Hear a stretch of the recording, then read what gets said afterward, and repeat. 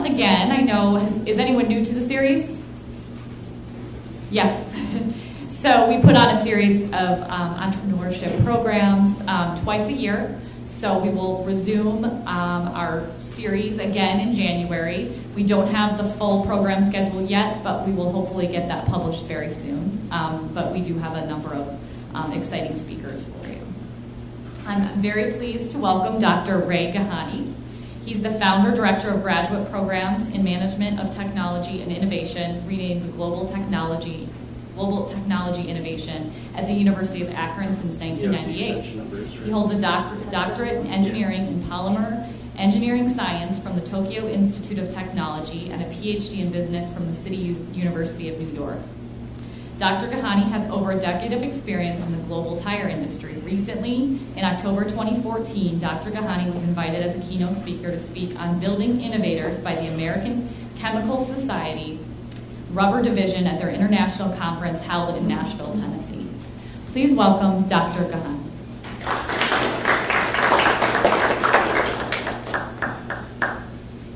So, we are going to talk about the elusive nature of innovation.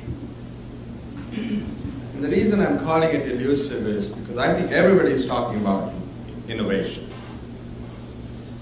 And I think many people are talking about innovation inappropriately.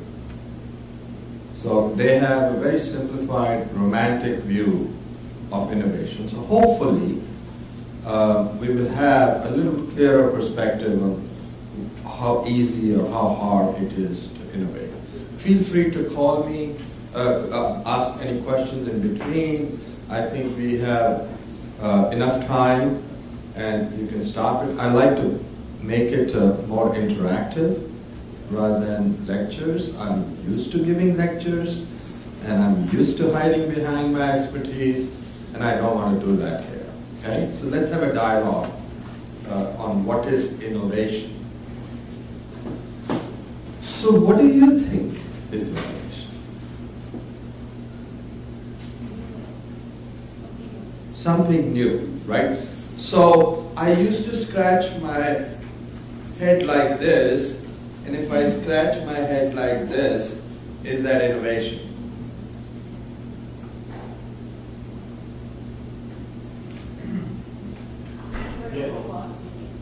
No, and I am a robot.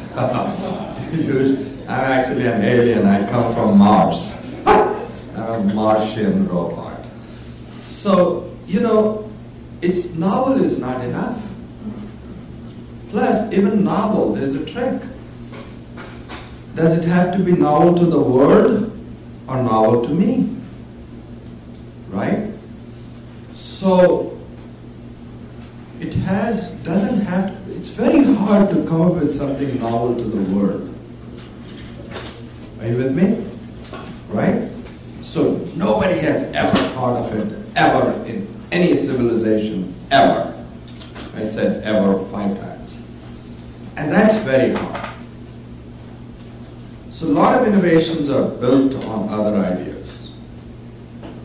A lot of innovations are borrowed from other industries.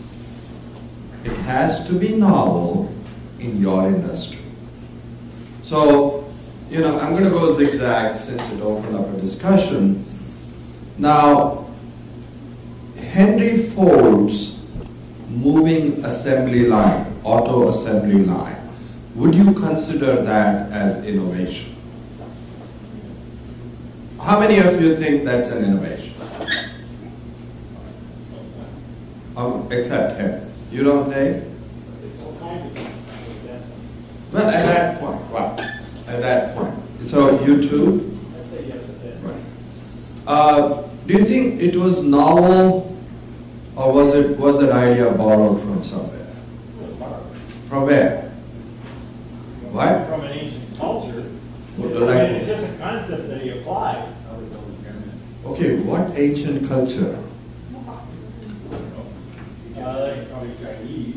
No, Chinese didn't make cars. They had carriages. Wait a minute, you haven't listened to me. They invented everything. Well, now they claim they invented everything, right? Yeah. requirement for something like sewing industries or something like that? No, a lot of, actually computer programming was borrowed from textiles. Okay? So it's the Jacquard textiles. So probably you're thinking of that. Assembly line was borrowed from meat packers in Chicago. Now, how could meat packing be related to auto assembly line in Detroit? Mass production, and one is the reverse of the other. So what do you do in meat packing? You put the whole cow and you strip parts. And at the end, you have an empty cow. And that you put in hot dogs or somewhere else. Right? In an auto assembly line, you start with an empty chassis.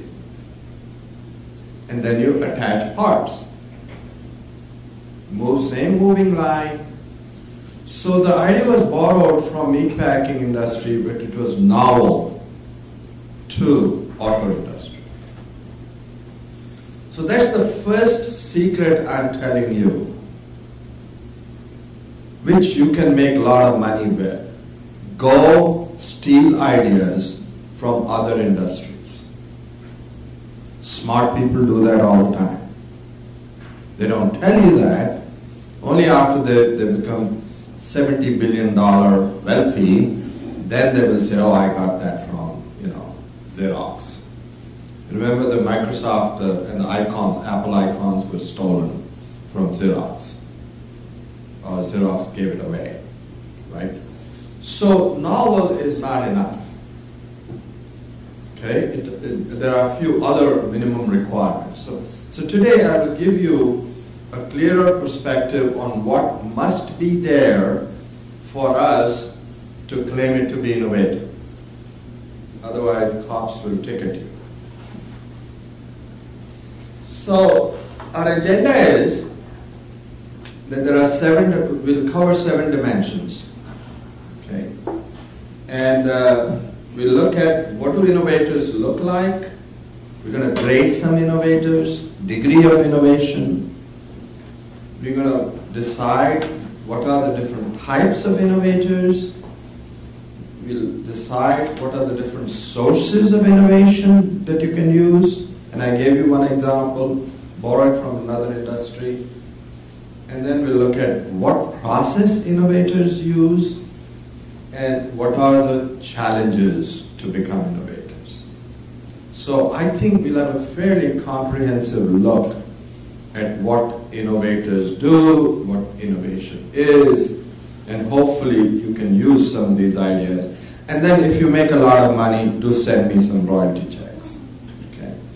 Now, at least 3 golden nuggets I want you to take away today. Let me know if that happens. The first is, what are the minimum requirements to claim to be innovation? I think we need a clearer understanding of what are the boundaries of innovation. What's in it, what's not in it. Second, how can you go wrong in innovation? What are the mistakes you can make? And the third is, what do you need to have to be innovative? How do you go about it? And then we'll cover some case studies. How's my speech? Is it fast, slow, loud, clear, not clear? Am I putting you to sleep? How's it going? Can you all understand me? Right, good. All right. So what do innovators look like? Typically, we think of Leonardo da Vinci as a very innovative person. He worked across multiple disciplines. He, blazed new trails. But Leonardo himself used to be very apprehensive. He used to worry, is he good enough? Because all he had was these notes of coded messages. His diaries were written in mirror images to keep it secret. And he's also well known for not completing many projects. which is, I think, very typical of all innovators, because you start so many things, and yet we today, 500 years later, and actually he was born exactly 500 years before me. So 500 years later, we think of him as one of the greatest people, innovators. Okay? So that's the legacy. Now, Franklin, not many people include Franklin as being an innovator, Benjamin Franklin. Do you think he was an innovator? Sure. How many of you think yes? Oh, most. How many of you think not? So most of you think Benjamin Franklin was. He did that electrical experiment, right? The kite thing. But he started post office. He started early ideas in some of the libraries, public libraries. So he did a lot of public innovation. Now recently, and I teach this graduate course in technology management and innovation, and one of my students says, if it is not for profit, it is not innovation. Do you think that's true? It doesn't, right? Social innovations is a big avenue for you to innovate. And we should all innovate socially. Right now, 150 countries are assembled in Paris. They're all talking about climate change. By the end of 1 week or 2 week period, they're going to be there. There is going to be a lot of innovation discussion. Some of it is technical. Some of it is going to be behavioral. And a lot of it is going to be social. So social innovation is a big field for all of us to play in that. Money is not the only thing. And actually, I have a comment on that, which I'll share with you. But there are terms like imitators. So you can copy. You can make a lot of money copying as long as you don't get caught. And there are ways to do that. Right?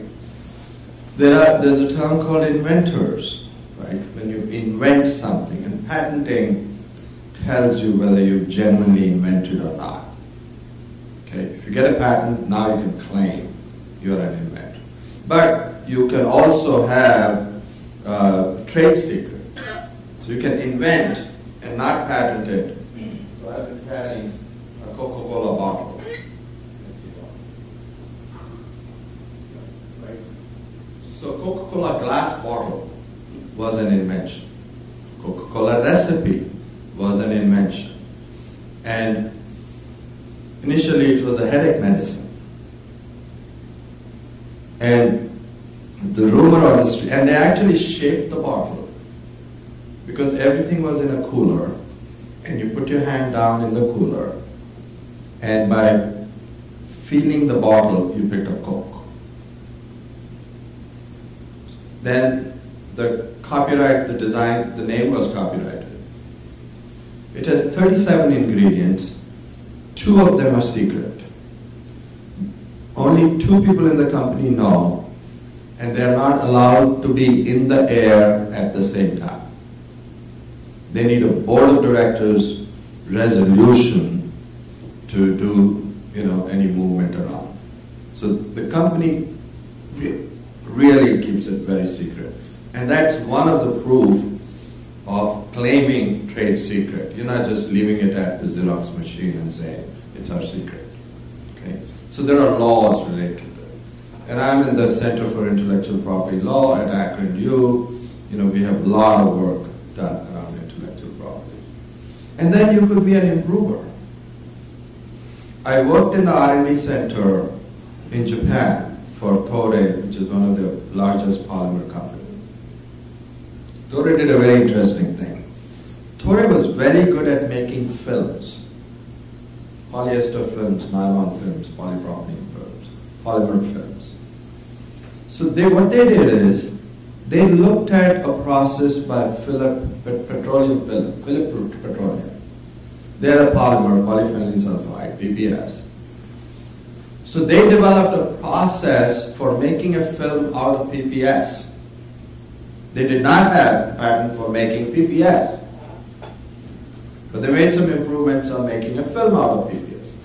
Then they go to Philips and say, we'll give you the filmmaking technology, you give us the polymer making technology.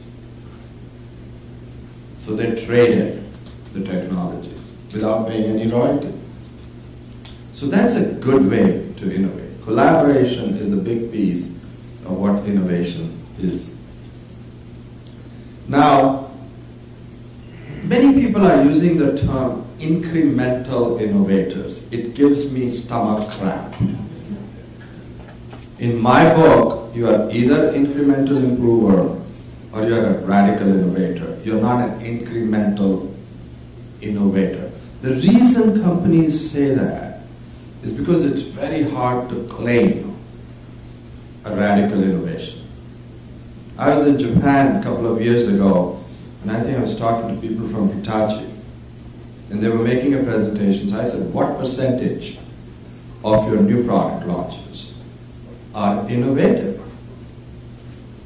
And he thought for a while, and he says only 10%. I said, that's a low number. He says, yeah, but a lot of our new products are improvements.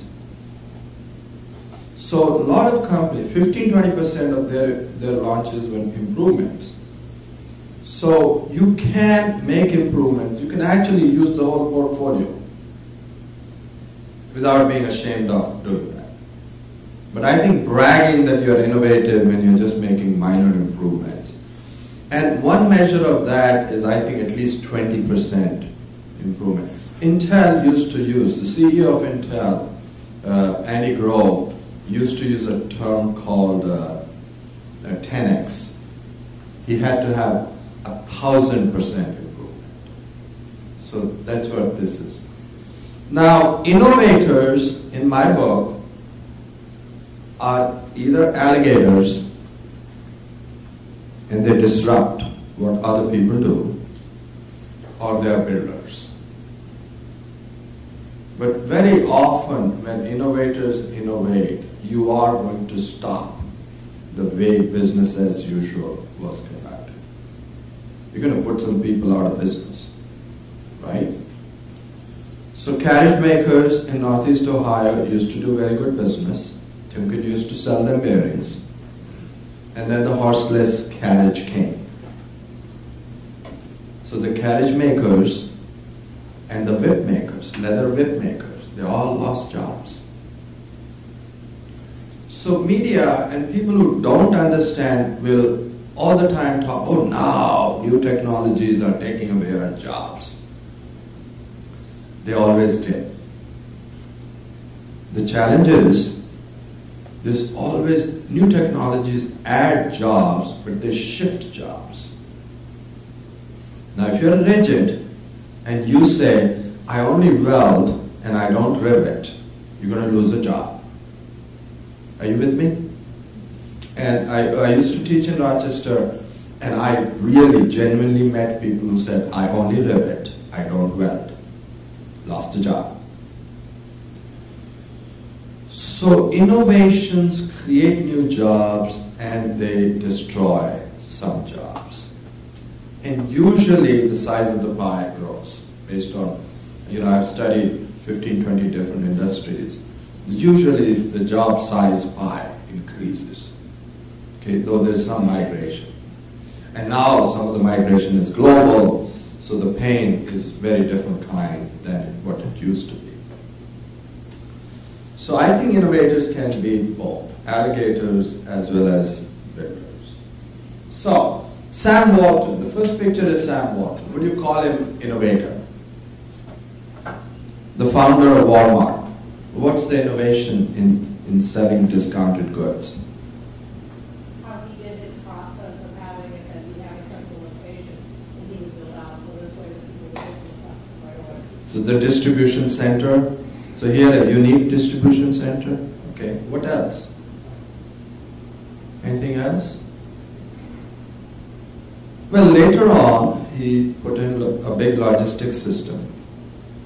Actually, at one point, Walmart invested more in information technology than the US government. They knew where the storms are going to hit before the government knew. Because What happens when a storm hits a shore? You sell more marshmallows.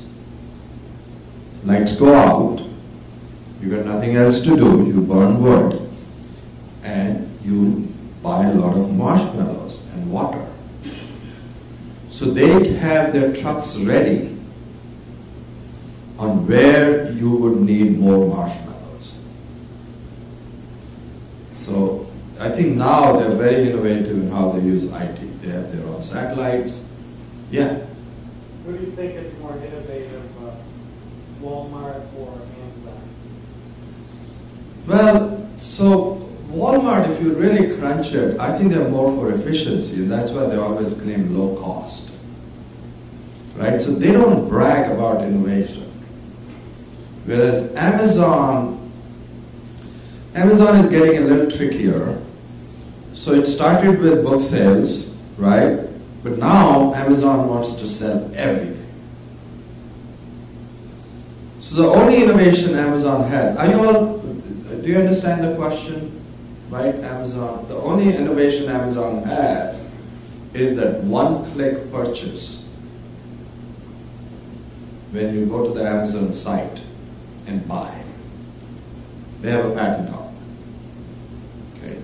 But the rest, they're selling like we've sold for millions of years. You know, so you got to add something novel, something new, something radical. Yeah. Aren't they trying to deliver some packages by drone? Yeah, and they got a lot of resistance for that. I don't want their drone to be hovering around me. I don't know. I shouldn't say anything. Right? But a lot of people objected to that. That we don't want drones going around, neighborhoods. Yeah. It allowed developers on their servers for many years to develop their programs and things like that, and they also in their hubs where they store things available in PA. If you want to sell your own items, you can store them in their warehouses and sell them on their sites. You don't have to have a high overhead. And then they also bought a robotic company in Boston, and they allowed the CIA to store information on their servers as well. Yeah, I think they're very progressive, and I think they make huge investments in technology. And they're staying at least 20 yards ahead of the nearest competition. So they're bringing a lot of efficiency. Toyota, yeah. Walmart's like a single click purchase. I mean, that's Amazon. That's an improvement. It's not an innovation. Well, it was considered novel. It was considered value-adding, right? It was considered useful. And what they did is they did an interesting thing. They tied it into a computer system. So there was hardware as well as software. So it went through the courts. I mean, there was some contest for the patent, but it went through the courts. Finally, they got it. And now they can license it to others. So I think other companies, PayPal and others, are buying from them, right? So then you have Toyota.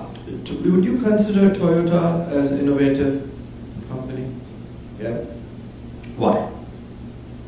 Well, Didn't they learn everything from GM? yeah. I think it's the other way around. No, well, that's not true. Historically, yeah. Oh, well, see.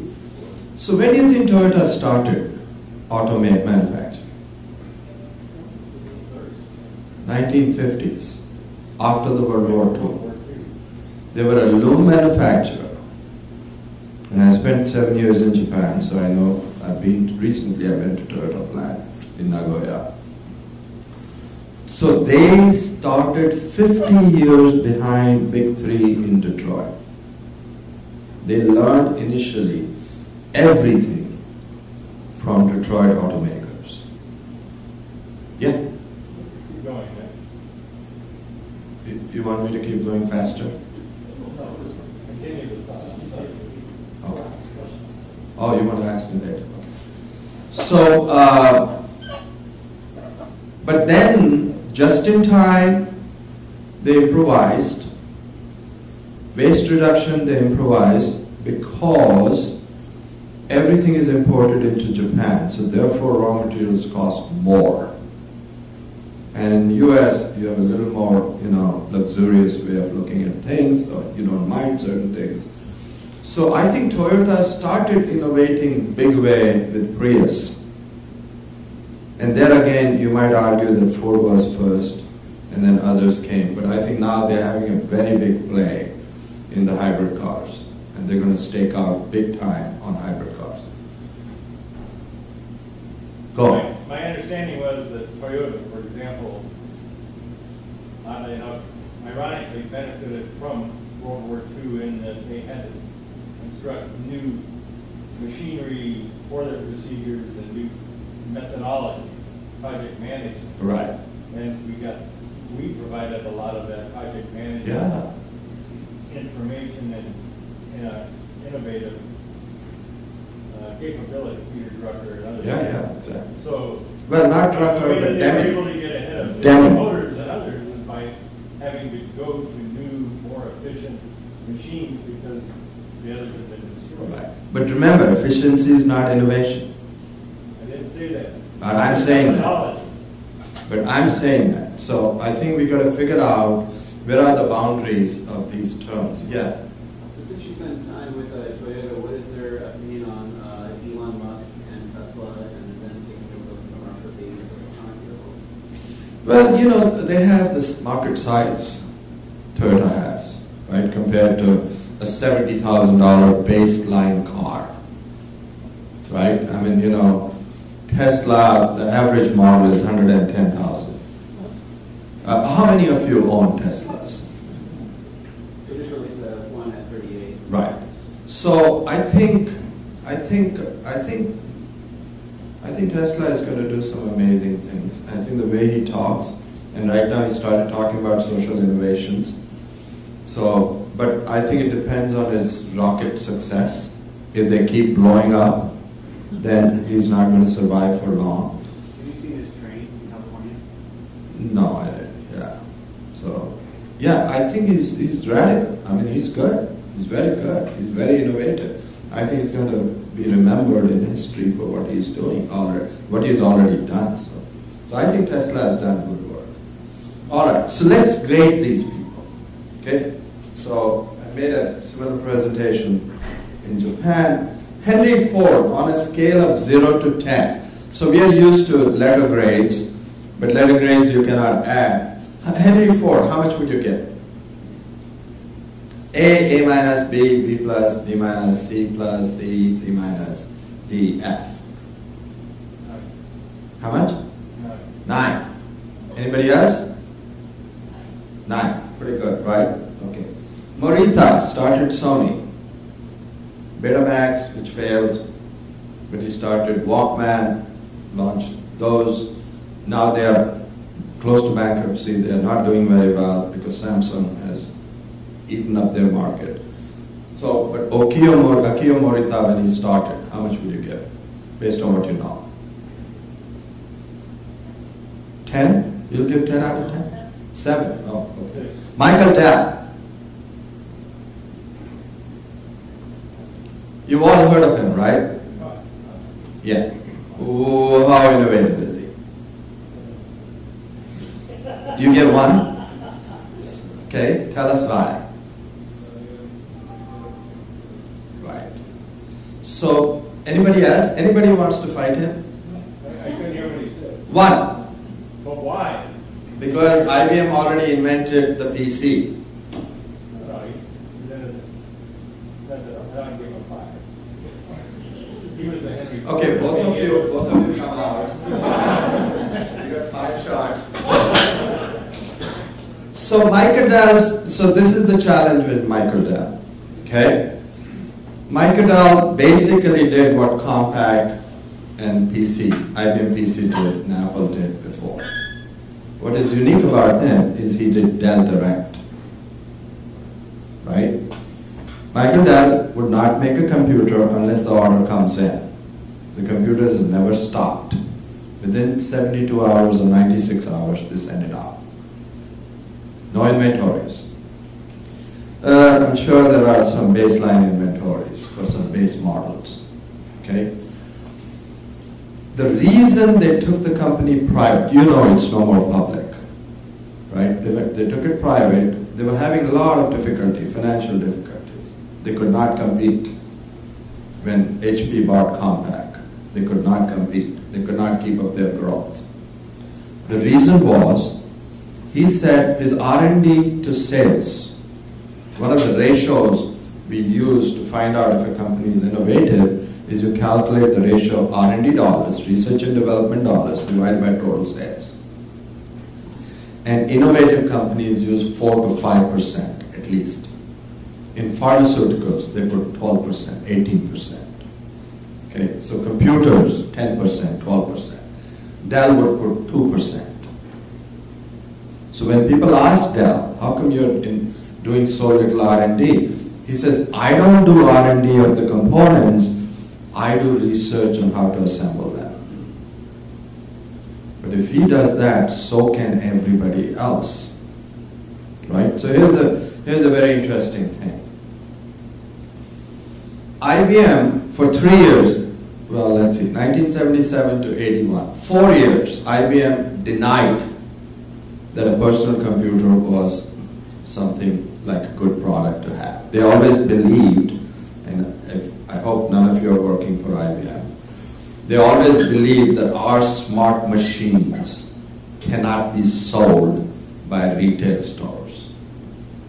Only experts can sell. And IBM wanted to sell the computers minimum $10,000. Compaq comes along. Now, to catch up with Apple, they went and bought the components from the street.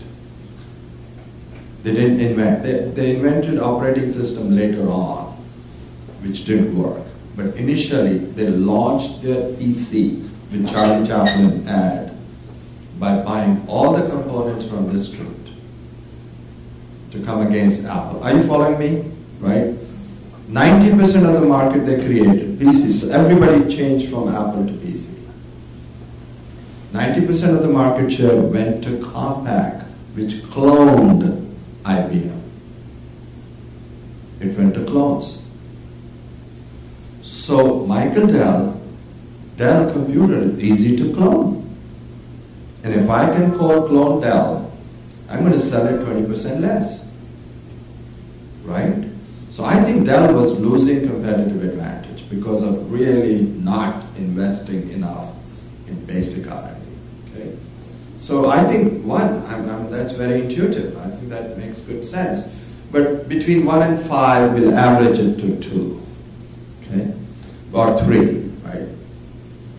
Ratan Tata is an Indian guy. He did this car called Nano for less than $3,000. Okay? It's not doing very well. There are some problems with it. It's not growing the way Henry Ford expanded the car. What do you think of that on a scale of 0 to 10? Bad? Right. Premature for... What? He was premature for the market he was going after. Well, why do you think so? Well, like years ago, they had the crappy little Yugos. Right. And no one would buy them because people liked large cars at that Right, time. right. Now we have like, the subcontact cars that people are willing to drive. Right. City, metro, all that, right? Well, but the interesting thing is this.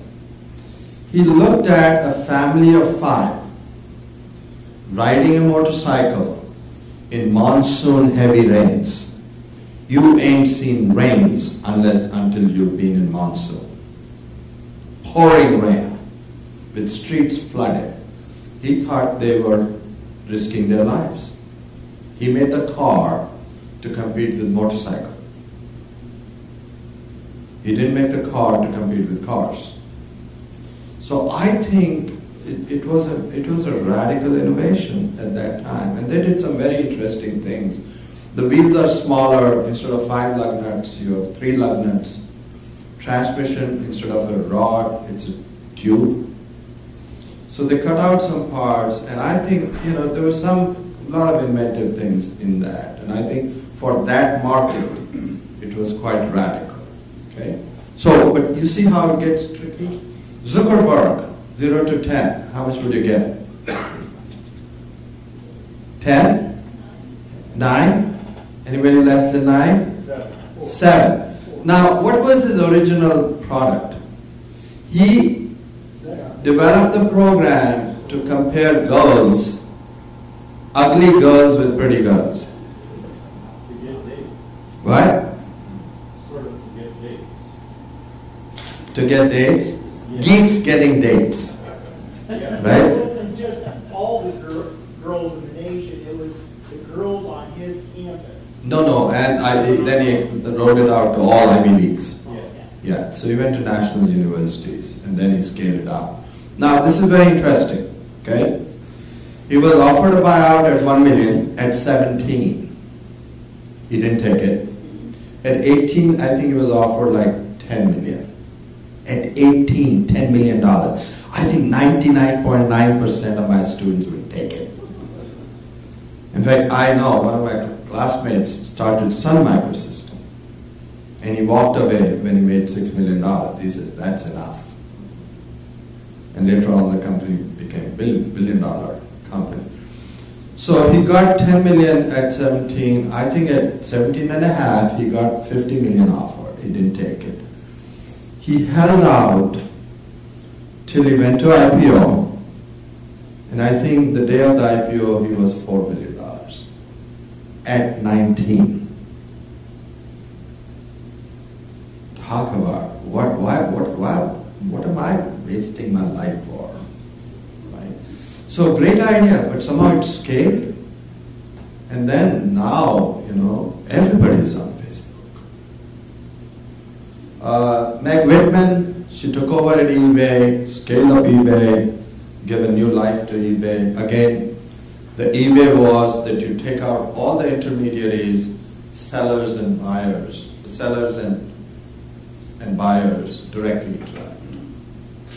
And I think one of these days things are going to explode and then eBay will go down. So I'm a little scared of investing. Steve Jobs used to be known as a brat until 1998 when he came back to Apple. He was obnoxious always. There's a new movie out there, Steve Jobs. First half is very slow. And the second half, they show how he changed after he came back to Apple. But today, he's the role model for innovation. Are you an innovator? How many of you will call yourself innovators? What does that mean? Thumbs down? So how many innovators in the house? Yeah, 1, right, 2, good. 3, what? Social innovation? Yeah, that counts. Question of Jobs. I don't think he was that great innovator. I think Wozniak was the innovator. He was a software and hardware guy. Jobs he was smoking strange stuff. Scully came in and saved the company. Literally speaking. Scully. Right? Okay. Okay, hold on guys. Okay, so we can spend the whole night on Apple controversy. So if you see in the movie, the Scully says, people are sending me threat letters. They want to kill me because they think I fired you. I never fired you. You're the one who went to the board and board fired you. Okay? So I have met Steve Wozniak. I haven't met Steve Jobs. I knew people who met Steve Jobs. You're right. Steve Wozniak did the technical design. But I think particularly Steve Jobs, when he came back with iPad, iPod, iTunes, all these I's, and then iPhone, and now they're coming out with iWatch. They are on a roll. He radically changed 6 industries, which nobody else has done. So, and then he dies young, so that makes him even more popular. So, I think, and it's up to you. This is all subjective. So, what are the minimum requirements? One thing I told you that we're going to define it and narrow it down to what are the minimum requirements. Mahatma Gandhi, would you call him innovator? He got the country, India, independence, And then Martin Luther King was inspired by him. And then basically about 1 billion people all over the world use that nonviolent resistance movement. Innovator or not? Okay. So one piece which is very important for innovation to have, if your innovation is inspiring, it's more than profit maximizing. It is more purpose driven. Gandhi, when he died, actually I was born in the town where he grew up. And I grew up in the town where he was born. Gandhi, when he died, his total possession was worth $2. $2. And recently it was auctioned for $2 million. He did not own anything. He did not own homes. He could have been the king. England was ready to crown him as a king. They would have been very happy to make him the king of India. But he didn't want. So I think inspiration is an important key to come up with your innovation. Show it to people that you're not doing it just for your money's sake. Show it to people that you're doing it to improve quality of life, improve society, improve community, and I think more people are going to subscribe to you and partner with you. It has to be value adding. You have to add value, and that means the value of the output should be more than the value of the input. Put all the parts together, and then what you produce, though that's decided by the market, should have more value. Because that's where the wealth will come from. And it has to be radically high value added. So all our new inventions, why do we like Google? It's value adding. Suddenly, in microseconds, we can search what we want. Very soon it'll be full of junk, but right now it seems to be quite useful. Okay, so it has to be value added, and that requires some calculated risk.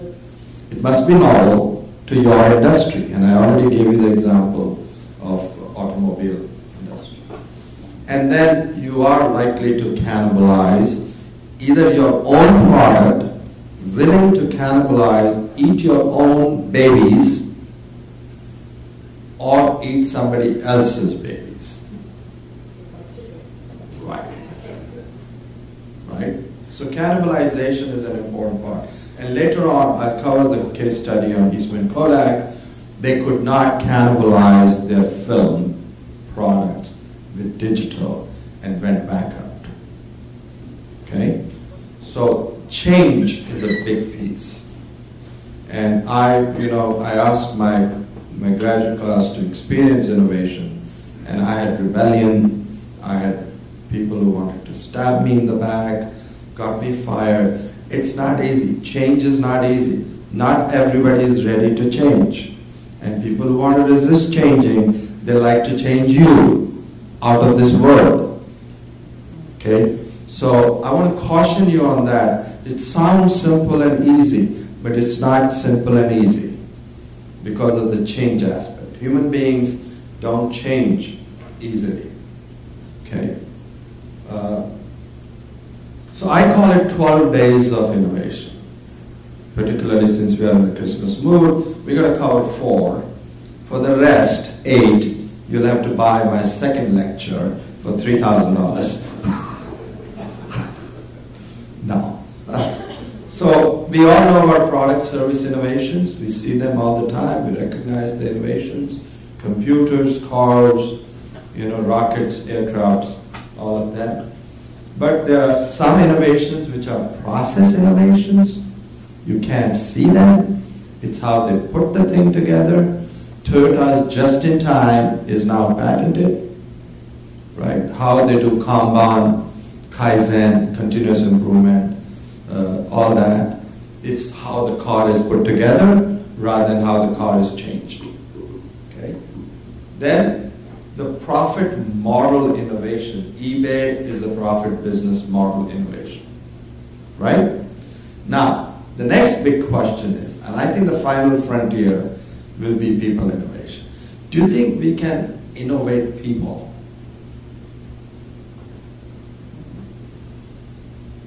talent development.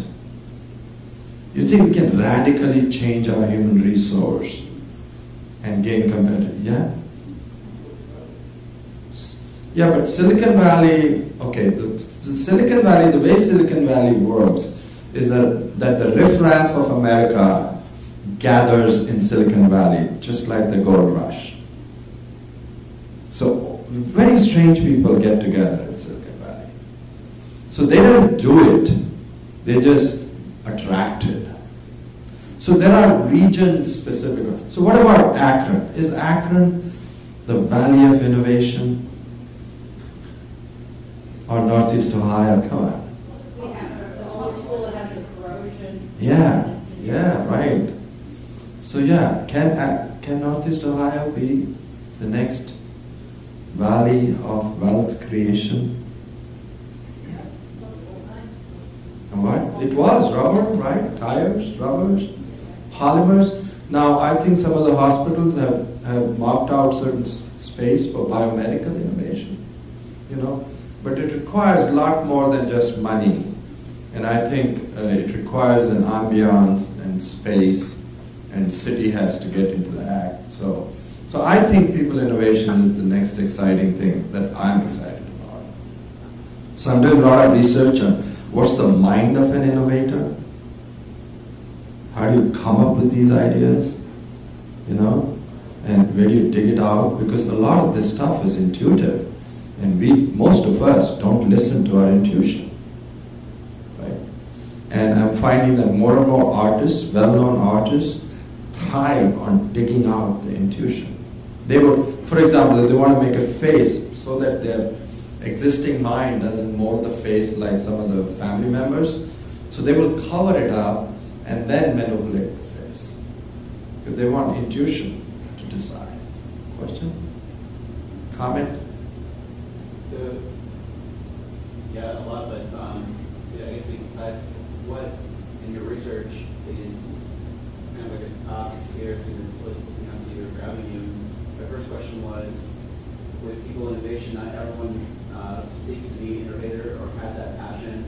So do you see there's a bit of a hub of drawing people's path? They still have a passion in life, so draw their passion out and pair them with an innovator so that the innovation comes to. And you know, it's close to that because a lot of innovators are lone rangers to start with, and then actually you need different personalities as your innovation moves. So one of the things I am finding out, I think you got to awaken, and later on I'll share that. You have to, and I just finished a big innovation conference yesterday. You have to want to do great things. And nobody can make you do that. Are you with me? I cannot make you want to do great things unless you want, because doing great things requires sacrifices. You know, it requires a lot of hardships. It's not easy. The windshield wiper, the intermittent windshield wiper, you all use, right? It took him 18 years to get compensated. He lost his wife, he lost his children, he lost every friend in Detroit because he was going against the big three who were their employers. He paid a huge price, personal price, and then he made $980 million just a chump change. Right. How much does risk play in innovation? Huge. Risk is return is directly proportional to risk. So I know a boatload of innovation stuff, right? I don't take risks, I don't get paid. And my students who would start a company, they get paid. It's not hard. My son walked away from $1 million stock option. I taught him how to be. Right? But he can make more money because he's taking risk. Right? So risk is a big, big part. Okay, so people innovation. All right. So what are the sources? Now here are some very interesting points. Not everything is R&D. research and development. A lot of early innovations came out of accidents, right? Then Thomas Edison never did research. He only did development. He actually did research. He invented the first thing, automatic vote counter in legislation. And nobody bought it because they wanted to argue on the floor. So then he said, I will never invent anything unless I know the market. So everything he then developed had some realistic market where it could do it. So he did trial and error. 990 experiments with the filament for the light bulb. You know, you've all heard of that. And then research and development. DuPont, Carruthers hired him from Harvard, and they actually gave him $10 million, go discover. And he discovered polymers. He discovered textiles. So he actually produced them. He created polymer chemistry through scientific research. And then came Bell Labs and GE Lab and then all these AT&T labs. So then we had labs. And then finally, now the things are so complex, we got to collaborate. You know only part of the skills, you know only part of the solution. You got to find out others who have other pieces of the solution. And that's hard. And sometime for that, see, for example, to design a chip today costs you $1 billion. Many companies cannot risk that much. To design a new pill, I think, pharmaceutical, costs you $2-3 billion. And they're doing a lot of genetic testing in other countries to reduce the cost. So a lot of collaboration is there. Now, United States does not allow collaboration at market level. That's called antitrust. Don't do it. It's illegal. A lot of people want to fake that. They call it collaboration. We'll fix the price. And that's why this one very interesting thing. How come at a crossroad, all the gas stations have the same price? Now, if you can prove that they sat together the day before and fixed the price, you can put them in prison. But nobody's been able to prove that. Many years ago, this region, if a Goodyear employee had breakfast with a Firestone employee, the questions would be raised in the Congress. Because there was a big move against cartels. But unfortunately now they're all coming back. So the banks are picking up other banks. And very soon, you know, if one of these big banks fails, we are in deep doo-doo again. Because I think the bigger entities are more like glass, they shatter. They lose their agility. So big is beautiful, big is more bonus, big is more power. I feel great when I have a bigger hospital or a bigger university or a bigger, bank. So everybody is going for big, but the risk in big is bigger. So we need to think about that.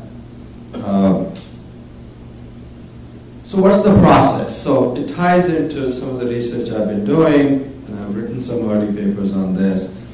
I think an innovator goes through 7 steps.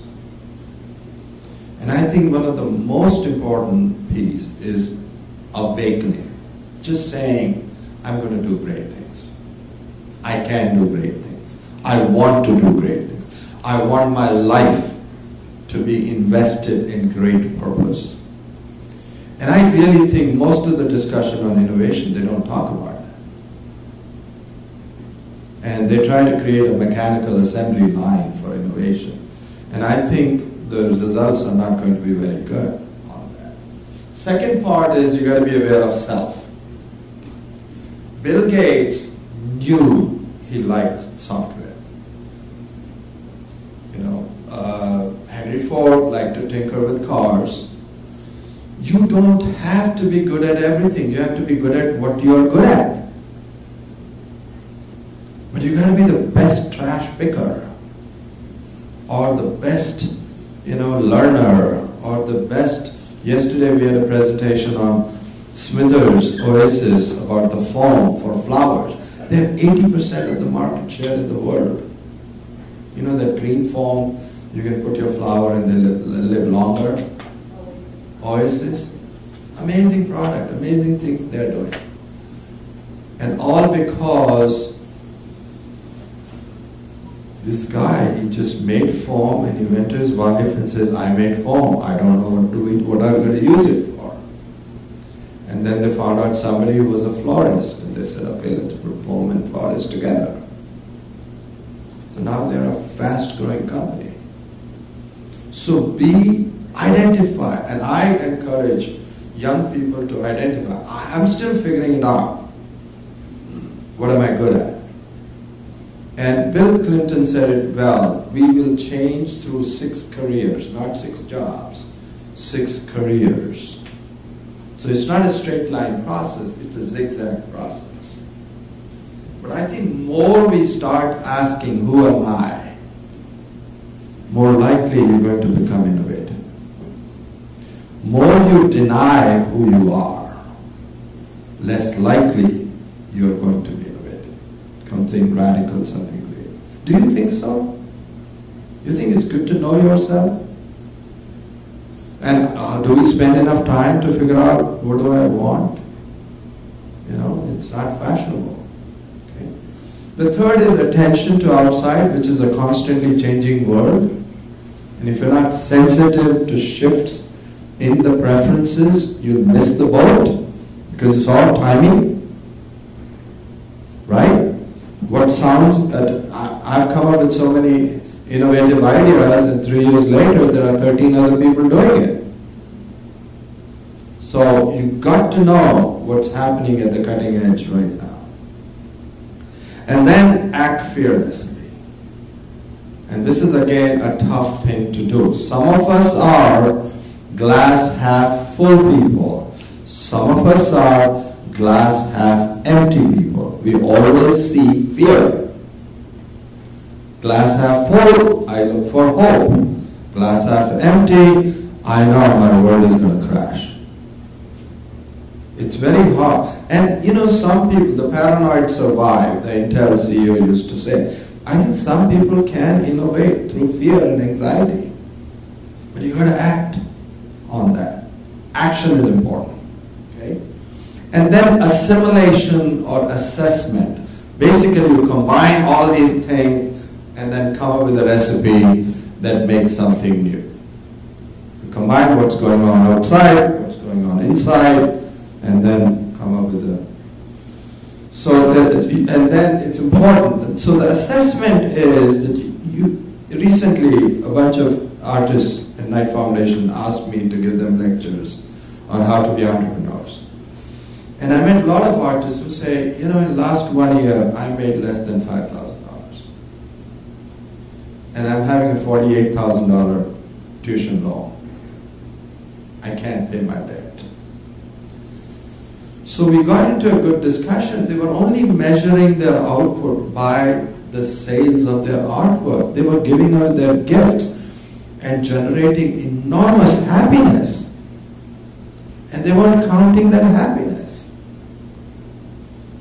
Kevin works with me at the university. He works very hard with other students and literally rescues them because of statistics or calculus or some other scary courses.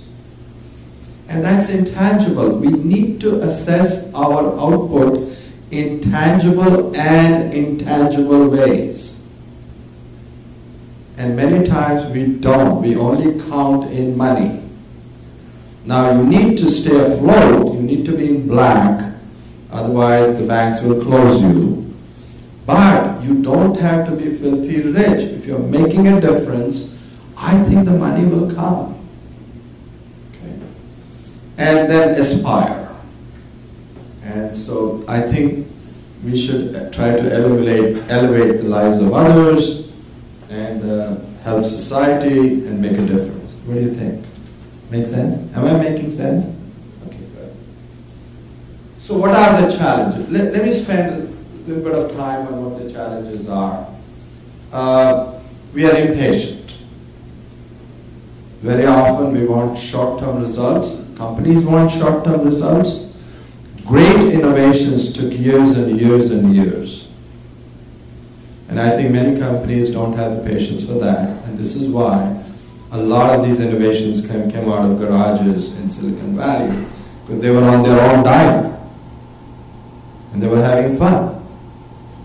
So, lack of resources, you're always short of resources, you always have less than what you need, and partly that should make you more innovative. Right? But, having said that, and I've been trying to innovate I've been innovating for 40 years, first innovation was way back. But, you have bosses who want you to innovate with zero investment. That's infinite return on investment. It's not going to happen. It doesn't happen. You need seeds for the plants to grow. And I really don't know how to communicate to the top management that, look, you need certain kind of risk and investment to get returns. I can give you the wood, but give me at least the vehicle or a rocket to go on. So I think it is important, and I think the question was rightly posed, risk-taking is important. People don't take risks. Top managements don't want to take risks on their watch. Lack of core, unique competency. There are a lot of generalists who talk a sweet game. They're con artists. They're stealing your ideas. They have nothing to bring to the table. You could be a good coordinator and add great value. But find out, what value are you adding? I've worked in a lot of teams, and I've noticed, if you do not bring anything to the team and all you do is coordination and take minutes and organize schedules, people know that. And they will not share their secrets with you. But if you bring something tangible to the table, they will trade you their tangible discoveries. So I personally believe that you need competency. It could be collaboration. Communication is very important. You're always talking strange language, strange ideas. If you cannot present them, people are not going to come with you. I met in this town, I advised a lot of startups, technical startups. I knew this guy, he says, I can convert trash into energy. Great, right? How do you do that? I'm not going to tell you. And he hasn't been doing it for 17 years. Go get a patent, then tell me. Then I won't steal you. But you got to communicate, how is it different from others? Okay? And I also say, and some of you might be accountants and insurance people, but even accountants, people who are better communicators, will make $10,000, $12,000 per year more than accountants. You get paid $1,000 extra for communicating better. In all professions. All professions. I used to be very active on Toastmasters. $58 a year, you practice every week, 3-4 years, you will change. It requires practice, but you will change. You can bring that money by being better communicators. If you mumble and you're not clear about what you're saying, people are not coming with you. Okay? And that's where Steve Jobs could bring in people. Steve Wozniak could not bring in people. He leveraged on communication. He would meet the king of Saudi Arabia and try to sell him a laptop. Does the king need a laptop? But he couldn't resist it. Probably he wanted to sell 100 million laptops. But communication is important. And then tolerance for failure. We did a very, radical project in 10 weeks. And one of the terms I used was fail fast. Video game designers use this concept called fail fast. We're not going to perfect it, we're going to throw it out. Let people interact with it. If there are bugs, they'll tell us. Right? So I think many of us are perfectionists because our parents told us to. And we can't give away the baby until it's perfect. And I think you're going to be overtaken by somebody else. So I think you got to at some time let go and test the market and go from there. And not thinking outside the box. I give art tours at the art museum. So I had a group of these elderly people and I said, you know, at the end of the day you'll become more creative. And she goes, no, I will not. You cannot make me. I said, okay. You have to think outside the box. The box is crowded. Box has a lot of people. Box you gotta kill to survive. When you create, you have your own ocean to play. I think it's an enticing way of life. But you gotta be willing to go outside the box. Okay? And you've all seen those examples. 9 dots, how do you cross? You link them with 4 lines and all that. Okay. So what is your challenge? To be an innovator. Many of you said you're not innovative. Why are you not innovative? What's keeping you down? Yeah. Too many of us like the comfort zone that we are in. Right. We need to step out of the comfort zone. Right. Things are different. Right. So your comfort zone is how many millions? I have a comfort zone. I don't. Right. So this is very interesting. This is what happens with professors. We can't go outside our comfort zone because we get paid reasonably well. Artists stop being artists once they start teaching art. Because I get a good pay. Why do I need to make art? You know, so comfort zone is very important. And this is why the earlier you start, your opportunity cost is less. Later you start, you got to say, okay, I have a house, I have a spouse, I have 2 kids who are about to go to college, I need this much money.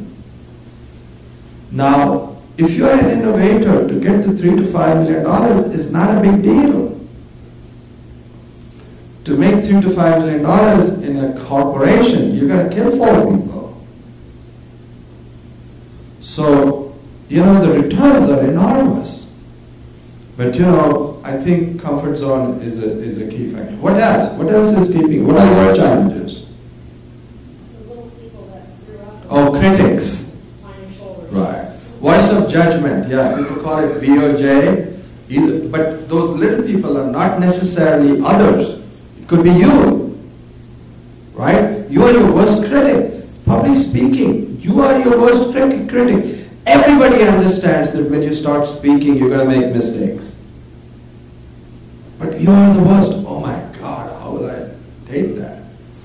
So what else? No challenges? Nothing? Okay. Lack of a team, right. You know, though, I think, let me talk about team, because last night I changed my mind on teams. Okay. If you have slackers on your team, man, you are finished. They'll take you down. So I think you got to recruit your team very, very carefully. Because some team members will nothing delivered. So I think, two things on team, right? The weakest link on the team decides the strength of the chain. Are you with me? Right? And yet, 2 brains can be better than the sum of 2. So going back to the research on mind that I'm doing, I think that is a team intelligence. Two Japanese are more than 2. I tell you, they're like 12. They're very good. Okay? But then 2 Indians are less than half. And I know from first-hand experience. It's a funny thing. I was a chairman. I landed in Japan on a national fellowship. I became a chairman of our student association, Scholars Association. We had 5 Indians. We decided to throw a party. They had 7 opinions. What to eat? Some people were changing all the time. So I think team intelligence, you got to be careful. Otherwise you can lose a lot of time and energy and hair and a whole lot of money with that, right? You wanted to add something. In terms of innovators' challenges, in the U.S. and almost every single state, anybody who works for a corporation typically has, that works in a technical field in particular, has some type of pre-invention agreement to the side. Right. And they vary from state to state what you end up giving them. Like at Ohio, typically you end up giving them everything possible that they would invent or create. Right. And it's supposed to stay one contract. Right. Nothing stops it. That's a big limitation Oh, yeah. for a lot of people. And I'll share with you corporate culture. I'll give you a very interesting study. Okay, they found out, they compared entrepreneurship in St. Paul, Minnesota, where 3M is, in Akron, Ohio, where Goodyear is, and Rochester, New York, where Eastman Kodak is. At 3M, hundreds of companies come out of 3M and start businesses. Because if you invent something, you go to the management. Management says, yeah, that sounds good, we're not interested. Go ahead and start, we will help you. We will pay. Okay? I won't comment on Goodyear because stones might start flying. In Rochester, they will not let you do it. No businesses start around Eastman Kodak. So, it's a corporate culture. Now, progressive industry, so at Akron U, they think every idea you have belongs to us.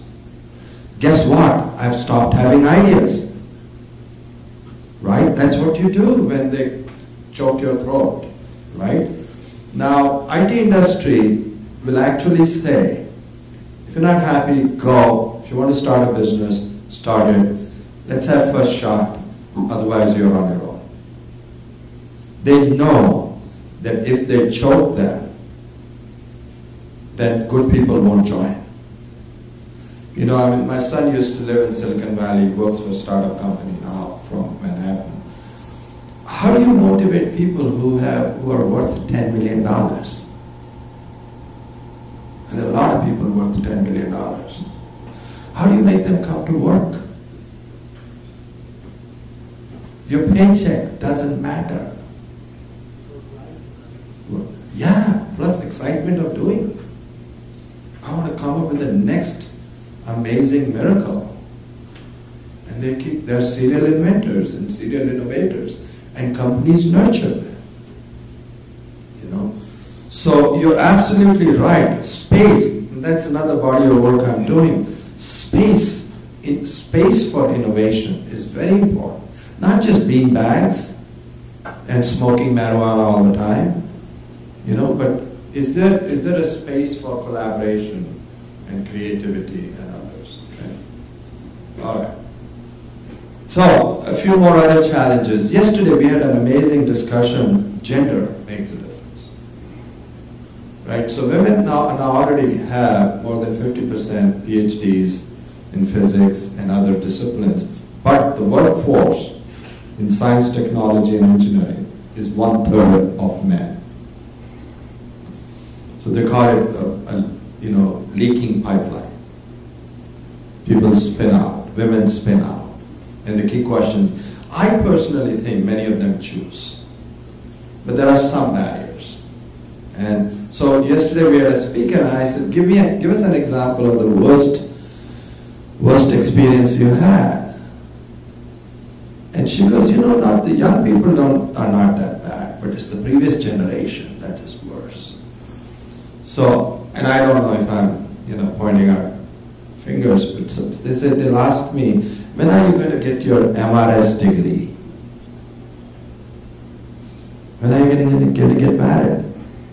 When are you going to go away for baby? I'll give you a very interesting story, personal story. So in Japan, it's a very male-dominated society. So I knew this guy, he was the vice president, very, very eclectic. Holly, 8:30, right? Holly, we're going till 8:30, right? I'll start wrapping. Okay, yeah. So he went to this lady, she had a good degree. She said, look, I want to promote you to a manager. Would you promise to work for at least 1 year? And she says, I did an engineering degree. I want to work all my life. He says, okay, good enough for her. He recommended her. 9 months later, she says, I fell in love. I'm leaving. He's leaving, I'm leaving. This man, his career was shot. His bosses basically said, you think you know your employees, you don't. So I think years ago, there was a women's conference, 130 women, they wanted me to go and give them a talk on economics for women. And first I was worried. I was seriously worried. I went to women professors and says, this is the request. They said, you don't know anything about women. You can't do that. And then I said, I've got a wife, I've got a daughter, half my class is women. I should know women. Right? So I went. Now, I think basically you are blazing a new trail. So you're not following a red light. I drive to upstate New York in winter when it's very foggy. If you have a red light in front of you, you know you're not going down Niagara Falls. Right? If you don't have role models, you don't know what to do. Right? So that's one challenge. Now, so most women have to carve out a new thing. Second advice I give them, go to the market directly. Don't go through bosses. Come up with an innovative idea. Market doesn't care whether you're a male or a female, as long as you give me a great product for a great price. So I think I propose that women are in the third wave or fourth wave. Initial was political rights, then voting rights, then social rights, legal rights. Now go get economic rights. You don't have to wait for men to tell you that you can do it. And I think, and actually the entrepreneurship rate for women is twice as much as men. So more women are starting small businesses than men. Okay. Whole brain, I don't want to spend too much time on it. We are all science, technology, engineering geeks. We use left brain. I think all I want to say is start dabbling in arts if you want to be creative. It'll open up a very different universe. Plus, it'll enrich your life. And I think that's important. Every day, this I tell, usually I love to say this. Every day we lose, all of us lose one day. We're all losers. At the end, at 12 o'clock, we will lose one more day from our life. We don't know how long, we will lose a day. So I think if you can enrich the day, and I think arts do enrich the day, I think it'll be great. Plus you use all kinds of new creativity and other aspects. I want to give you a few case studies. So this is, Kodak started the camera in the United States, started the flexible film, had 70-80% market share, taught everybody else, and then they got into digital. And this is what their net income looks, and they had to declare a bankruptcy. Though they invented the digital technology. They did not switch to digital because they were making too much profit. Okay? They couldn't cannibalize. They couldn't let go of that profit. Okay. Space Shuttle Challenge disaster, I wrote a case study on that. Again, technically, basically, managers started telling technical people, put on your managerial hat, let it go. And we know what happened. We lost one of our Northeast Ohio resident, Sally Resnick. Breast implant, a very interesting case. This is a very interesting case. No studies have shown that there is a correlation between sickness and breast implant. And yet the mood changed so much that Dow Corning had to declare bankruptcy. So people's opinion is very important. And I think while you're innovating, you can't say, I've got the greatest gizmo and I'm right and you're wrong. People respond. I did some study on NHTSA, the traffic safety. The moment they show news of cars skidding and overturning on primetime news, the complaints just skyrocket. So the emotions are important, and I think it's important that we look at that. So this is why the cartoon on the right says, nobody told Dow Corning, we're sorry, and now it's legal again to have silicone breast implants in this country and many other countries. And actually, last year the statistics came out, 360,000 women had breast implants. So Dow Corning went through a lot of bankruptcy. And this is my last slide. So to be safe,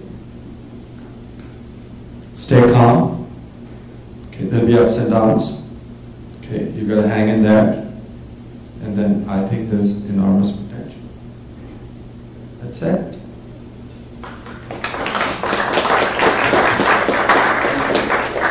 So let's see. I'm sure you need, bathroom break and stuff like that.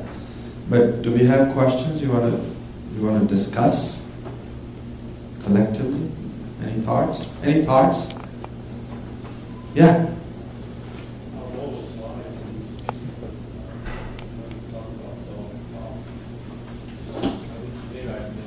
Oh, good point. Right. No, that's a very good point. Right. So I debate that. See, problem is you are going down. You have a down situation and you're fixing it.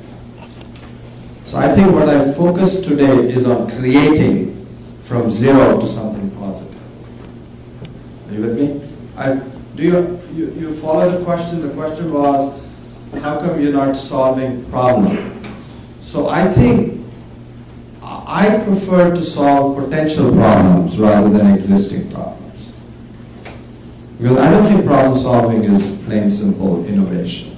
You got to have an innovative solution, then you count as innovation. Otherwise, it's business as usual, right? You understand? You follow? You agree with me? Sort of? Good. Yeah. What else? Yeah. Seems to be a big movement on STEM. Yes.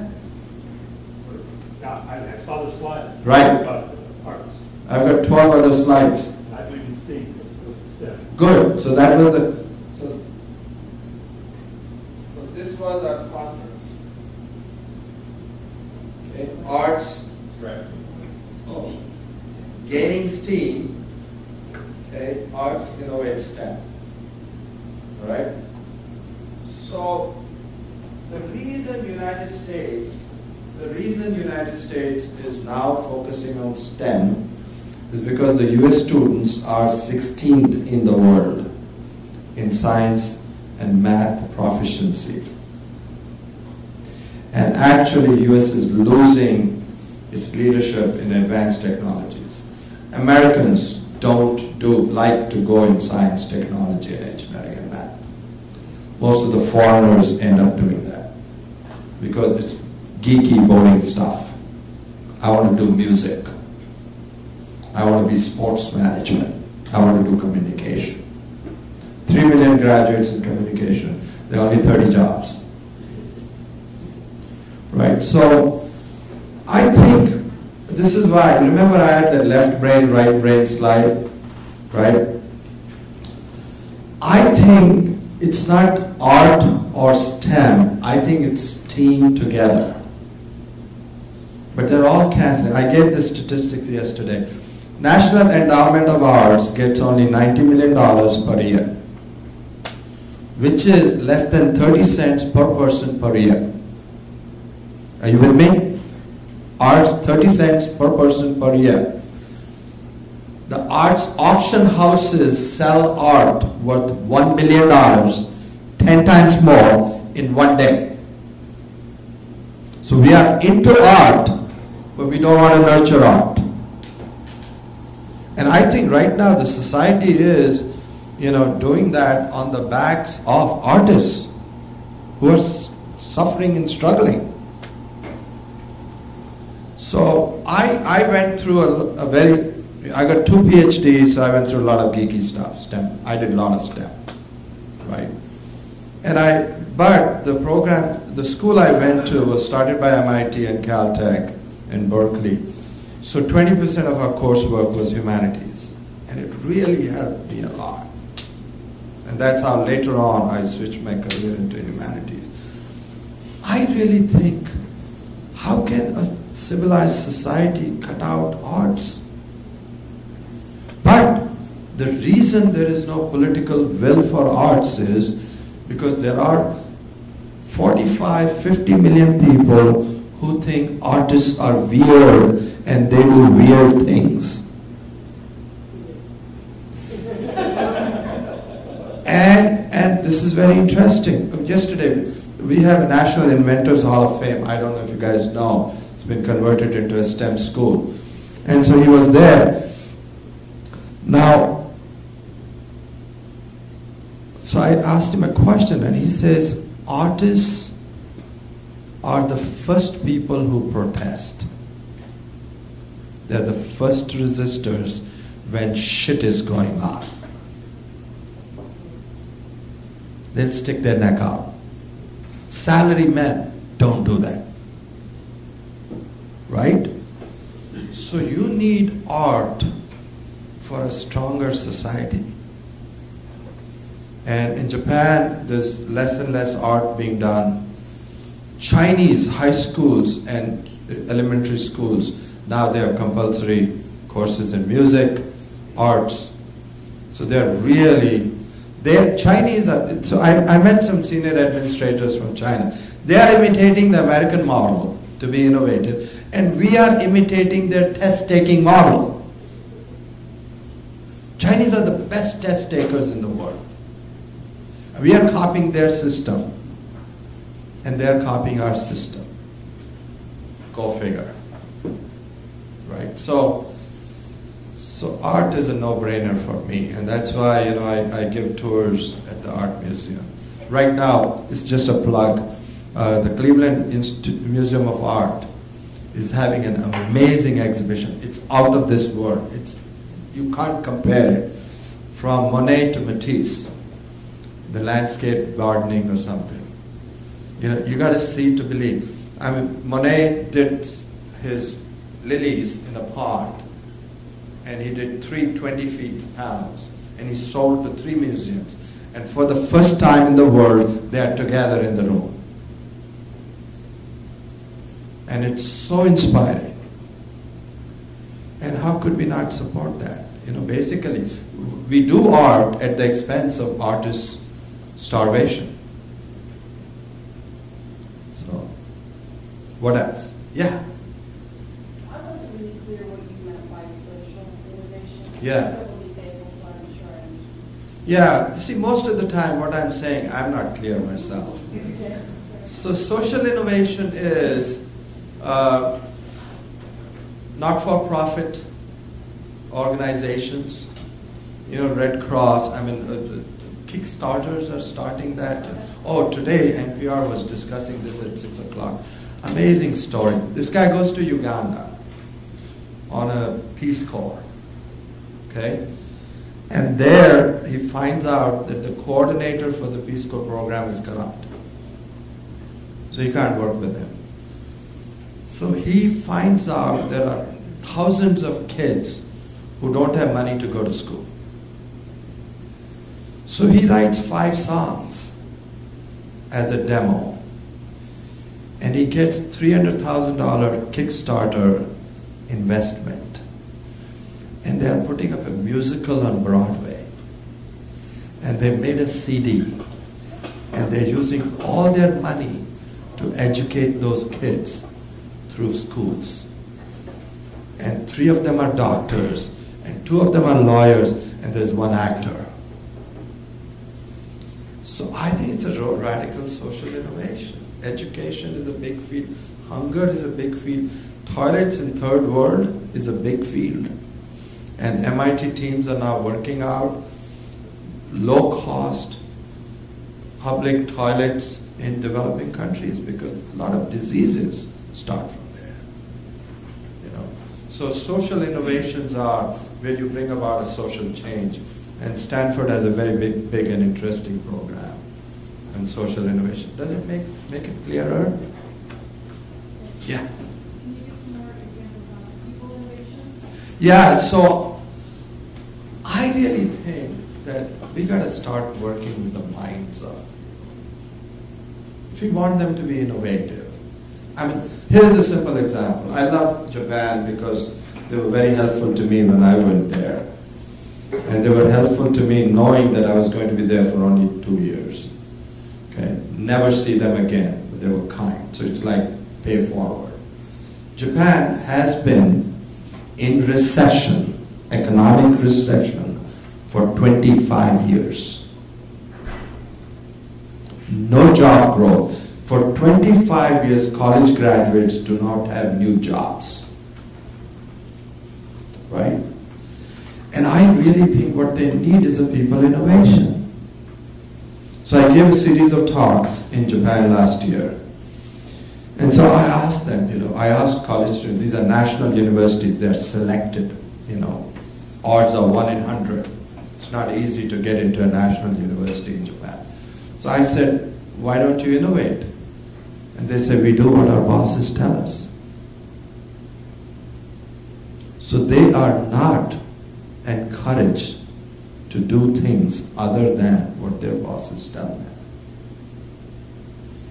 And they're resistant to any change. Tradition is strong.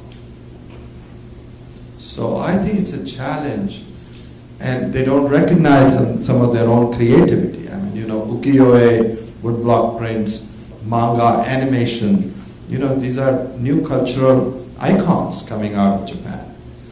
But a lot of Japanese would make improvements. And if you change something radically, they're crushed. And they can't go to the market. And women don't have a big role. So the first thing Abenomics, Abe is doing is he wants to encourage more women to enter the workplace. That's people innovation. So I think that's the low-lying fruit. Let's just encourage women to be as dynamic as their potential is. Right, it's a UN initiative. But a lot of countries do lip service. I mean, I have a Filipino student in my class, and she cannot believe the resistance the United States has in having a woman as a president. They've had heads of state for 30 years. Developing countries. So I really, the key is this, and I don't know how to put this, and I hope I don't offend anybody. I meet so many underemployed people, I can't believe it, in this country. Go to good school, they're all like 10 credits short of graduation, and they are bartending and serving. And I would, start thinking of ways to help them, but if they don't want to be helped, it's hard to help.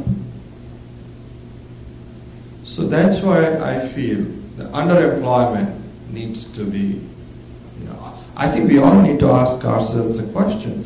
Am I doing my full potential? Yeah.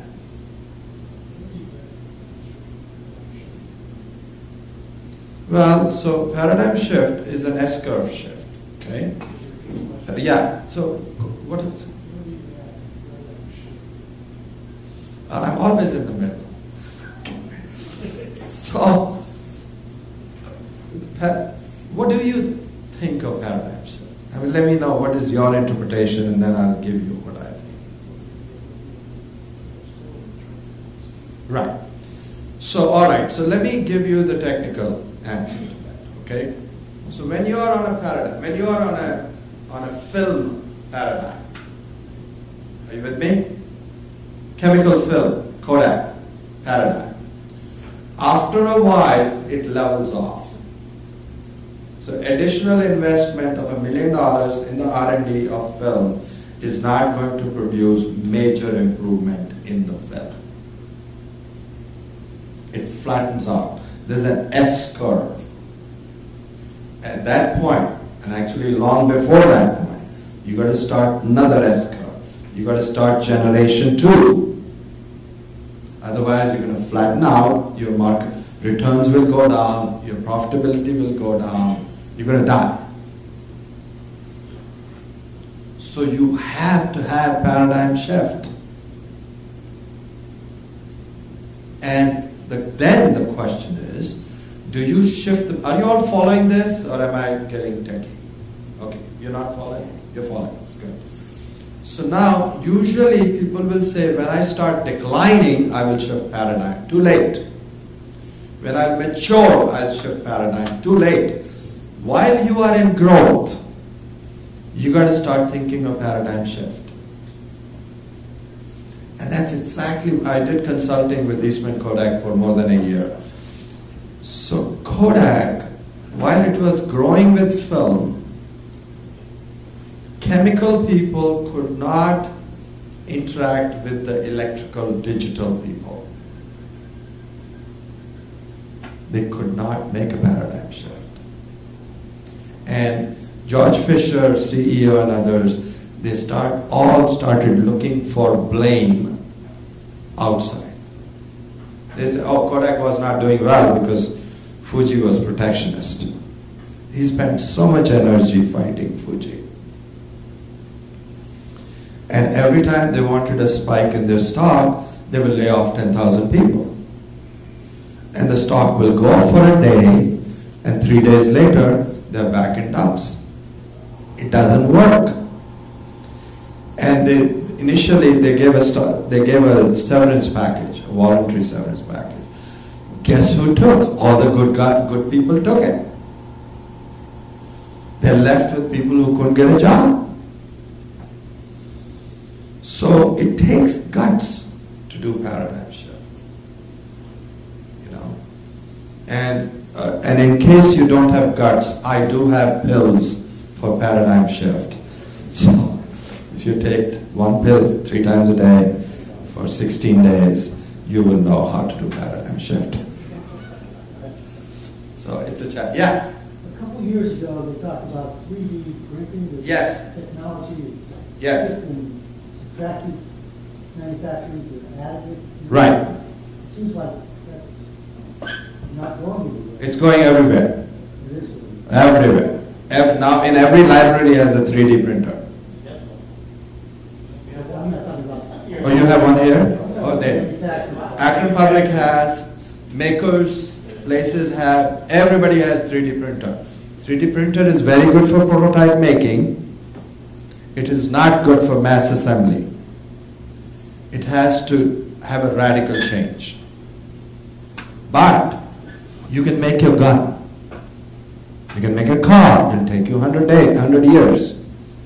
But you can it's like soldering machine. It just goes round and round, puts one layer of, material at a time.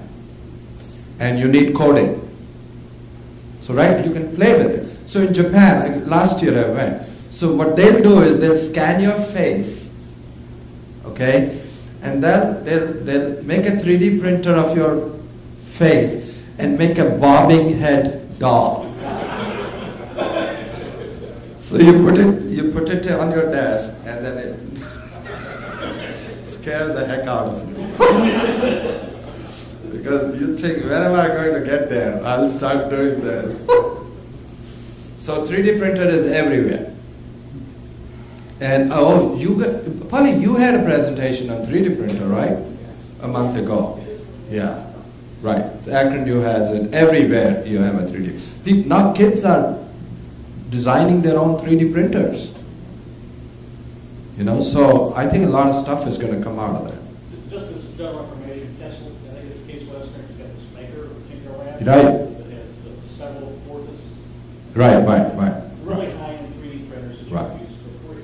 Oh, is that right? For free. Case and free? I don't think the two words go together. Yeah. You mentioned that Sony was doing really poorly now and Sony's in bankruptcy, but Right. didn't Steve Jobs study Sony? Oh, he was inspired by Sony. So it was Akio Morita that he did very well. And Sony used to be very dynamic. Sony, his own son, they won't hire him. He wasn't good enough for Sony. But Samsung took off, just flew. And Sony, and China, the Japanese companies lost their place under the sun when China came out. So 1989, fall of Berlin Wall, Chinese getting into WTO later, but opening of the markets, 91, and fall of Japan. They all coincide in a strange way. So I think Sony has stopped being so inventive. They're making money only on the digital games. Every other division is losing money. They can't sustain. They're shutting down all other divisions. So I feel sad for Sony, but they don't have the leadership. They should buy my pill, paradigm shift pill. Right? Yeah, so that's an interesting point. Other thoughts? Sorry, I'm keeping you. Yeah. Have you heard of the storage private? No.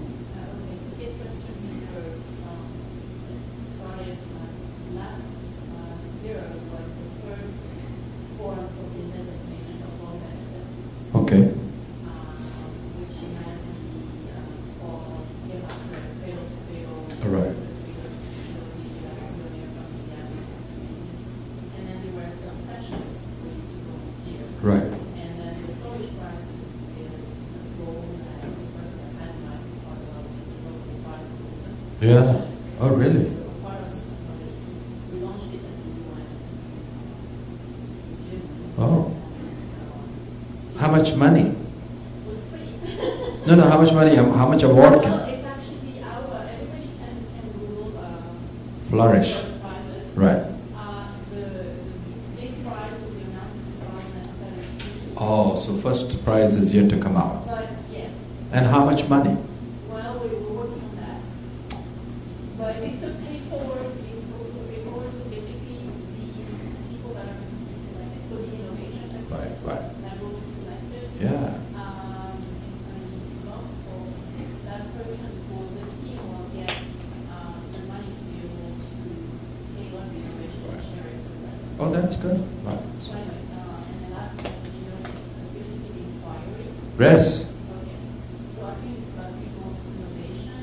It's about leveraging the strength of people, and the storage prices have actually used Right. the method to teach students with a professor to go into the world in their region Right. and find innovations and ask follow that appreciative system and then put it on the exit storage platform that everybody can do. Right. Well, this is what I think. I think appreciative inquiry is a nice Midwestern concept. Okay, it's too sweet for my taste. Okay, I think you need fireworks to innovate radically. Okay, sure. Right. So, I've looked at appreciative inquiry. It sounds good. I think it's a very Midwestern, feel-good thingy. But I got to see still the results. Yeah. The two things for social innovation. There's a website called Hit Record by Joseph Gordon-Levitt, and it's all about going back to art. Right. It's people with different talents. It's all collaborative. They go together, and then they can create media with one another. It's really good. Wow. And but what are some things that you as an innovator do you use to challenge yourself? Are there magazines, or when you have an idea, what are some things that you do yourself to challenge you? Yeah, so they call it feed your pod of creativity. So every week, you should do something that gives joy to your soul. I think good food, good wine, good museum, good music. So I really think that there are very simple ways by which you can nourish your soul, and which will give you some return later. I think a lot of us, and I sometimes, I'm to blame for that. Sometimes we work 95%, work. I mean, to do this conference, I worked all night for 3 nights. Slept a little bit. But all the I's had to be dotted, T's had to be crossed. So I think we neglect our nourishing the soul part. If religion does for you, do religion. Do you know there are people who, I was once invited to speak at a divinity college, and somebody came and told me, I've been in religion and religion has abused me. So I think this is why, I think self-awareness is very important. And I think we postpone that. We postpone as far out as possible. Plus, I'm sure, some of you who have children, I got married, within 10 months I had a daughter, and then next 20 years, gone. Raising kids. And women do it all the time. They sacrifice their own personal lives for raising family. And you're considered selfish when you do, so they're not gone. Yeah, but why do you listen to anybody? It's your life, right? It's your life, man. Tell them, take a hike, it's my life. You can't handle it. So I think women need to, but having said that, you guys don't know how mean men are to other men. You guys think that men are only mean to women. You don't know. The intensity with which men fight. So, I think just women have to do their thing and go to the market. Don't listen to bozos. Go directly to the market. Package it, sell it, and I think you'll be, people have done it, right? A lot of women are now coming out who said, I'm going to do it. Madam Walker, she was the hair pin. So a lot of family-related, children-related products are. Coco Chanel, I was in love with Coco Chanel. Look at what she did. She was an orphan. And she radically changed the fashion industry and perfume industry and everything. So I think you got to do your thing, right? So overall, how was the presentation? Was it? Did I say anything new that you didn't know? How? In how? How? You wearing a zip shirt and you work here and you talk about Case Western. Oh, you know. So how was it different? Well, it was important. I came here to learn about innovation. Did you not? And I think you would like me and people I want to read your book. Oh yeah. Oh, by the way. My yearbook. No, listen, there is no plug in that. It's an 18-year-old book. I don't get a dime out of it. And you can get used copies for $12. I think they're about to go into landfill. It still sells worldwide. Honey, could we take a picture of all these innovators? Yeah? Yeah. Right, okay. So what else you found relevant or interesting? Yeah, but anybody can bullshit. It has to have content. That's why I walked away. I think Toastmasters focus too much on form and too little on content. And so I had to get into writing and do other things. Right? So, what else? What did you think? Yeah. You liked it? Was it useful? Definition? Yeah, that's copyrighted. Don't steal it. It's mine. And actually, there are 3 other parts in it, which I'm not telling you. They are trade secret. Oh, do you? Where? Where? Which company? Oh, you are. So you're from Japan? Did I say anything wrong about Japan? Yeah? Yeah. What? Oh, it was all correct? Well, so usually I say that this is not education, this is entertainment. So actually I have a caveat. Did you guys see my caveat?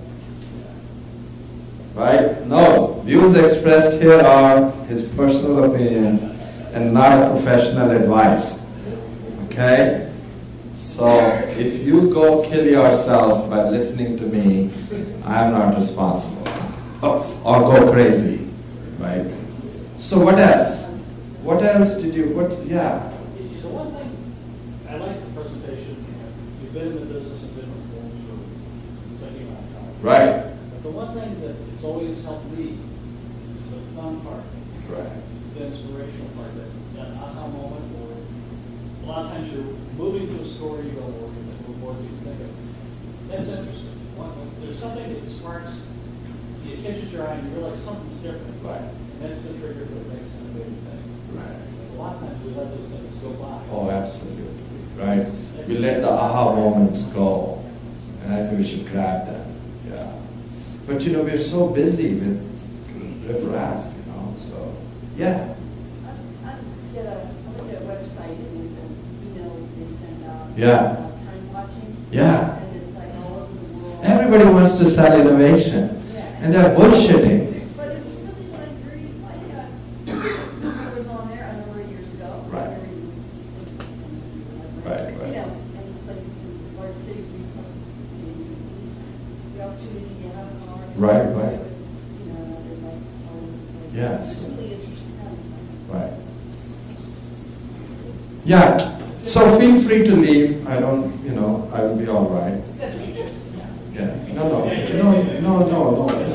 If you got to pee or drink something, or go ahead. Yeah. I'll answer questions. We can stop and then I'll answer questions. Right. Oh, there are 8 more. Right. So I gave you 4. So there are 12 value-adding activities which I think you can innovate. So you can innovate human resource. That was the people part. You can innovate project management. IT wasn't there, right? So I think there are a lot of ways we can innovate. Okay? And I think people talk only. So this is what, to summarize, most people give you parts of innovation. And it may or may not work. And there are a lot of war stories. And they're interesting war stories, but that doesn't buy you a cup of coffee. Right? I think we need to look at innovation as a whole. You got to make that innovation work for you in your own unique ways. You can't have parts to innovate. And it need not be what somebody else has done. I don't have to do what Bill Gates does. I'm going to come up with something else, right? So I think that's the key. Because I think all these books, and I've got hundreds of them, they discuss only a part of innovation. So there is a famous, story about 5 blind men in India going to see an elephant in the city, right? You all heard that. Elephant is like a rope or like a pillar. Elephant is all of them. So you got to find out, where is your elephant? And buy my paradigm shift pen. Right. All right, question. Yeah. Do you still do the art museum tours? I do, yeah. What days? What days? So I'm doing one on December 10th. I did one 2 days ago. So yeah, there's an education department, they know when I'm doing. So there's an amazing, right now, exhibition called Neo Geo, which is Northeast Ohio geometrical art. Amazing arts. It's 8 Northeast Ohio artists. So it should be fun. Akron. Akron Museum of Art. Baby Museum in Akron. Yeah. Yeah, like right to West 78th Street. Place. Yeah, that's right. Spectacular. Yeah, and the transformer station. Yeah, right. So, Amazing. yeah. So tell me, where are you guys from? What? What? You're French? Which part of France? Oh, didn't you? Right. Yeah, but Kevin and I, we were on a study abroad program. We used to take executives from Northeast Ohio to France, Le Mans. Right. So, yeah, Kevin spent a couple of weeks there. And who else? Okay. Who else is from Mars? Anybody from Mars? Yeah. Those are you. Yeah. No, I'm a Martian. You know, red planet. Right. So who else? What about you? Yeah. What brought you today? I'm from Washington, D.C. Oh, great. Heading back here tomorrow. Oh, yeah? You were visiting? No, I co-locate. I live between D.C. Oh, great. Yeah. Well, that sounds good. But I come to a lot of MBA, like, Oh, it's an amazing program. this The university will charge you $20,000 for this. Yeah. Right. So I think it's a very good series. Yeah. the team innovation department. I know. Take a look at your team for. I'm changing my mind on team, man. You gotta be able to recruit your team members. If you are thrown into a team, it's a mess. Right? And I've done some interesting research on that. Right? Trust in team is important. Right? All right. What else? Question on that real quick? Yeah. The difference of having it where you work with the team versus going to school and having it. Right. Have you studied that to see like what the difference? Like, do you find that the people that actually are working and getting paid actually give more?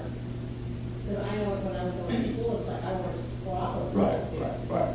And actually, yeah, they want to kill each other. So I tell them, I'll have to call the cops if you do that.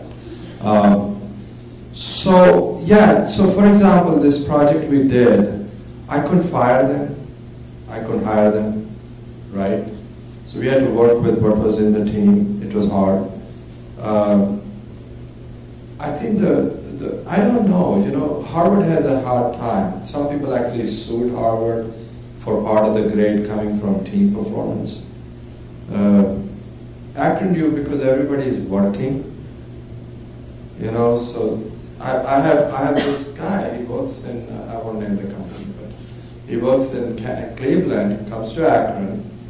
He has a big house remodeling project going on. And he's on a team that he doesn't want to go. He said, I'd rather do my remodeling. So, companies are relying more and more on teams for wrong reason. Okay, you want to know some secret? Okay. So about 15 years ago, we started a quality cup in Rochester. USA Today Quality Cup, or National Quality Cup. So I was working with a number of consultants so that we had the nation's best team consultant. So I asked, I said, Americans are individualistic. And they're all talking about team. Is it going to stay? He says, yeah, it's going to stay, but for a very different reason. Guess what's the reason why corporations like teams? They can lay off more people. So, listen to me carefully, okay? If you have an assembly line, each person working, you fire a person, you stop the line. Put them in a team of 5 to do transmission, 5 to do braking. Next year, you can fire 2. That leaves 3. A year later, you're going to fire another one. So you want an interesting example? Don't you want to go home? So here's an interesting example, right? So the CEO of this airport company says, Washington, D.C., too much cost on security. How many people do you have? He says 6 people. He says 5, 3. 3 can do it. says, okay, how? I don't know, it's a big board, something, blah, blah, blah. He says, no, fire 3, otherwise you're fired. Okay, so he fires 3. Next year he says, how are you going to reduce? He says, last year I fired 50%. He says, fire 1 more. So he fires 1 more. Next year comes back, he makes them fire another person. So now 1 person, security at DC airport, right? So next year the CEO says, what are you going to do? How are you going to cut cost? He says, I have 1 person there. He says, fire that person. He says, how will we manage the security? He says, he doesn't do anything. Keep a dog. Keep a big dog.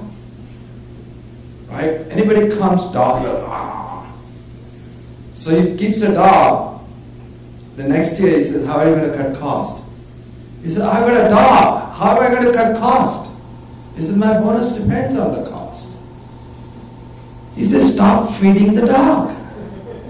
Hungry dog will catch more criminals. He said, okay, I'll cut the food. Right? Next year he comes, how are you going to cut cost? Now how are you going to cut cost after you've been starving the dog? From 6 people. He says, get rid of the dog. Have a recording device. A barking device. Motion sensing barking device. And then somebody in the company knew and he went and stole $30 million worth of property. So that's where the teaming is going. But the diversity in a team does boost creativity. You need cognitive diversity, not just racial diversity, gender diversity. Everybody rushes for gender and racial. What you need is different thinking people. And I think that's yet to come. And that's part of people innovation. Does it make sense?